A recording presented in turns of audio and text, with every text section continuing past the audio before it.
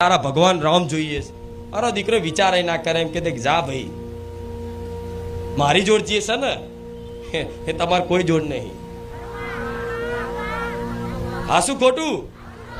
આખી બેંક છે રામ નામની, તોથી વિચાર લો ને. હા શું ખોટું? આખી રામ નામની બેંક છે મારી જોડે, મારે બીજું શું જોઈએ? અને એમાં રામ નામ રૂપી ધન છે. એ ધન એવું છે કે ક્યારેય એનો નાશ નહીં થતો, જન્મો જન્મ સુધી સાથ ના છોડે એવું ધન પડ્યું છે. અને ધન આજે 150 કરોડ ઉપર જાય છે. દરરોજ 3-4 કરોડ નામ જપ થાય છે, મારા બેંકમાં ખાતામાં જમા થાય છે. અને હજુ તો ગોડાઉન ભરીને 1500-2000 કરોડ ઉપર નામ જપ પડ્યું છે મારી આ ધામની બેંકમાં.